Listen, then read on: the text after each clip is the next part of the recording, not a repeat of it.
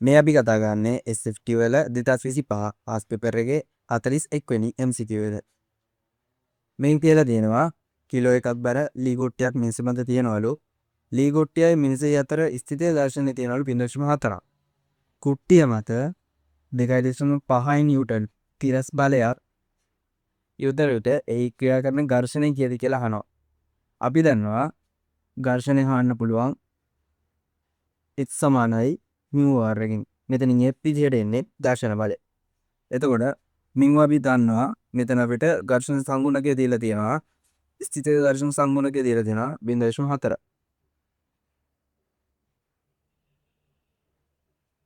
R කියන්නේ අභිලම ප්‍රතික්‍රියාව. අපි R තාම දන්නේ නැහැ. එතකොට අපිට R හොයන්න පුළුවන්.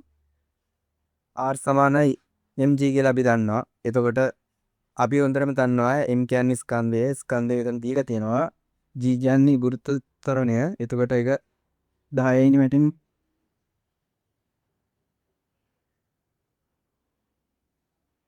පිවයාගත් R ඊට පස්සේ මෙතෙන්ට ඇප්ලයි කරාම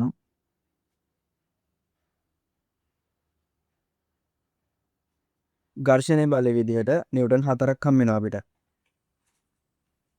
ඒ කියන්නේ මේ වස්තුව මේ වෙලාවේදී නිශ්චලතාවය තමයි තියෙන්නේ.